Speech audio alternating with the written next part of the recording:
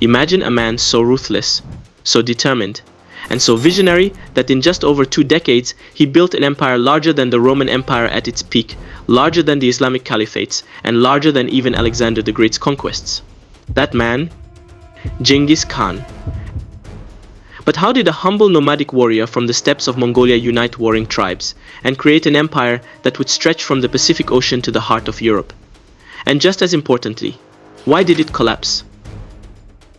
Today we're diving deep into the rise and fall of the Mongol Empire, a story of genius strategy, brutal warfare, unrivaled ambition, and a legacy that changed the world forever.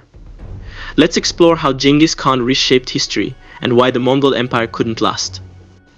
Our story begins not with Genghis Khan, but with Temujin, his birth name. Born around 1162, Temujin grew up in a world of harsh survival, where Mongol tribes were in a constant state of war. Kidnappings, betrayals, and blood feuds defined life on the steppes. Temujin's early life was a nightmare. His father was poisoned by a rival tribe, and his family was abandoned by their own people, left to fend for themselves. By the age of 9, Temujin was already tasting betrayal. But these brutal experiences shaped his character.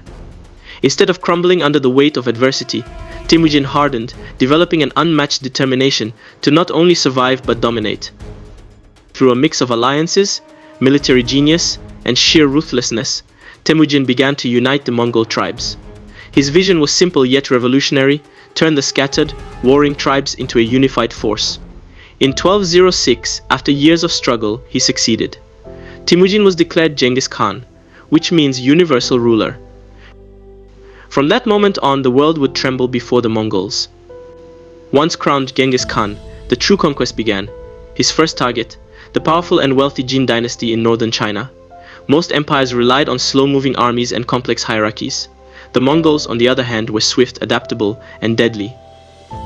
Genghis Khan's armies could cover vast distances quickly and strike unexpectedly, often arriving where enemies thought they had weeks of preparation.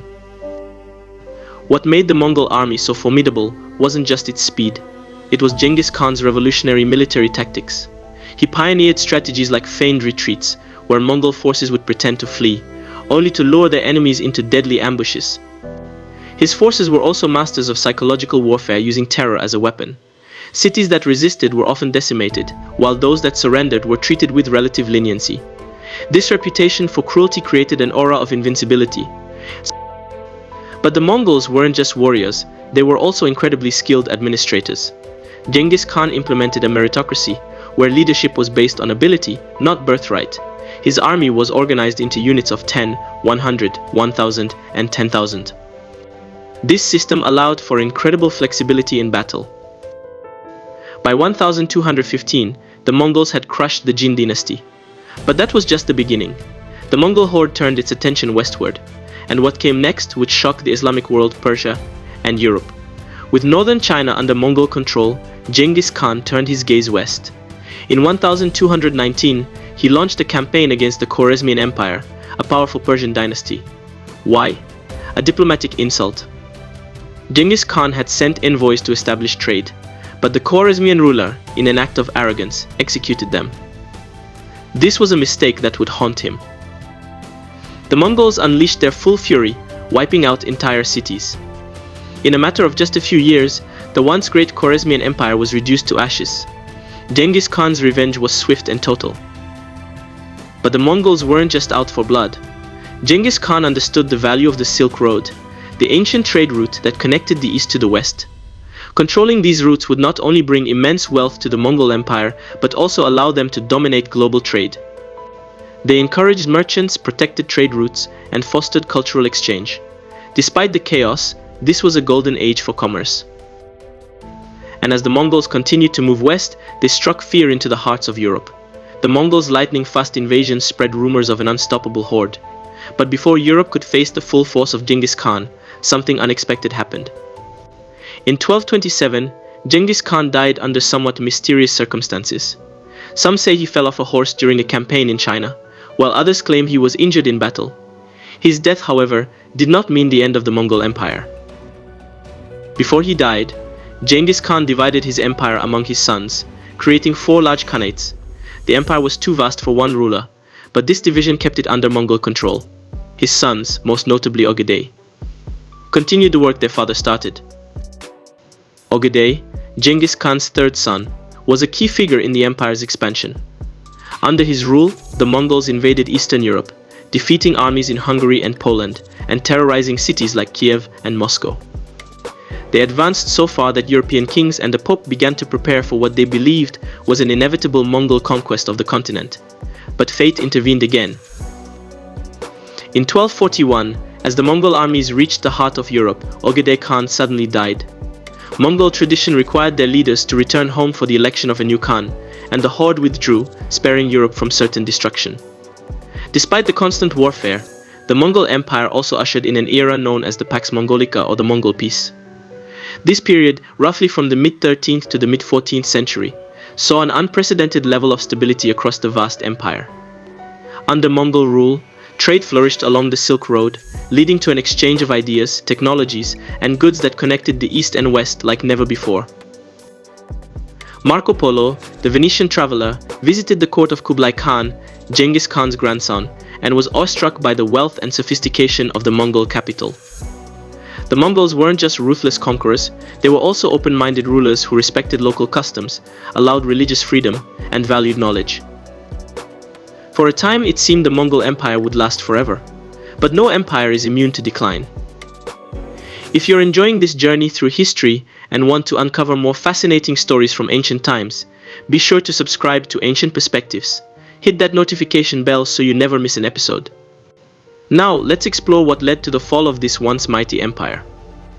The Mongol Empire's decline was as dramatic as its rise, marked by a combination of internal strife, external pressures, and the natural challenges of governing such a vast territory.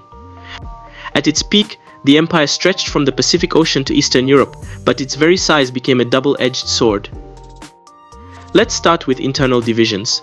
Following Genghis Khan's death in 1227, the empire was divided among his sons and grandsons into 4 major khanates. While this division allowed for effective governance in the short term, it also created rivalries that would fester over time. The Yuan dynasty in China, the Il Khanate in Persia, the Chagatai Khanate in Central Asia, and the Golden Horde in Russia all operated semi-independently, each pursuing its own interests and often engaging in conflict with one another. The lack of a strong central authority made it increasingly difficult to maintain unity. As the descendants of Genghis Khan asserted their independence, power struggles emerged. For instance, in the Yuan dynasty, internal conflicts between the Mongols and the Han Chinese led to a loss of control and legitimacy, weakening the central power. Another significant factor was the empire's governance structure. While Genghis Khan had implemented a meritocratic system, later leaders struggled to maintain this ideal. Corruption became rampant, and local governors often prioritized their own wealth and power over the needs of the empire. This led to unrest and rebellion among the various subjugated peoples, who grew resentful of their Mongol rulers. Moreover, the Mongols' military prowess began to wane. As the empire expanded, the challenges of logistics and maintaining a vast army increased.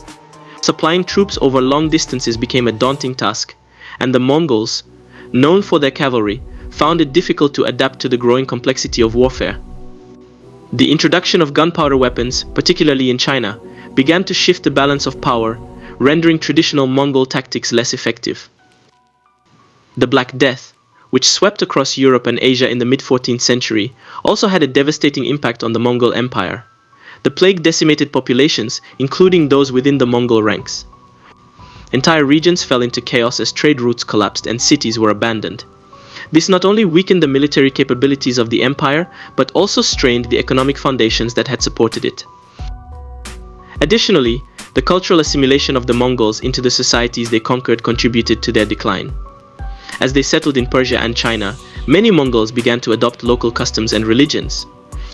While this cultural exchange enriched the Mongols, it also diluted their distinct identity and unity as conquerors.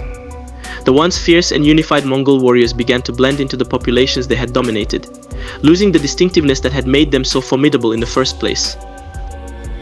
Another critical factor was the emergence of Islam among the Mongol elite and in the territories they governed. The conversion to Islam, particularly in the Ilkhanate under rulers like Ghazan Khan, marked a significant shift in identity.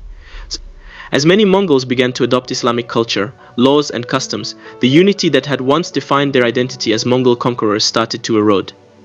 This blending of cultures also led to tensions with other khanates, further fragmenting the empire. The once unified Mongol identity was now fractured, as differing allegiances and cultures complicated their ability to act cohesively as a single empire. Furthermore, the rise of powerful adversaries played a crucial role in the Mongol Empire's decline. In China, the Yuan dynasty faced mounting resistance from the Han Chinese, leading to the emergence of the Ming dynasty. The Ming, revitalized by a sense of nationalism and driven by a desire to reclaim their homeland, ultimately defeated the Mongols in 1368, pushing them back to the steppes. In Russia, the Golden Horde faced increasing pressure from emerging principalities, particularly Moscow. The unification of these Russian states allowed them to challenge Mongol dominance, culminating in the decisive victory at the Battle of Kulikovo in 1380. This battle marked the beginning of the end for Mongol rule in Russia and symbolized the resurgence of national identity among the Russian people. Finally, the fragmentation of the empire became evident. By the late 14th century, the once unified Mongol Empire had splintered into smaller states, each struggling for power and survival. The divisions among the khanates made it increasingly difficult to respond to external threats, allowing enemies to exploit the Mongols' weakened state.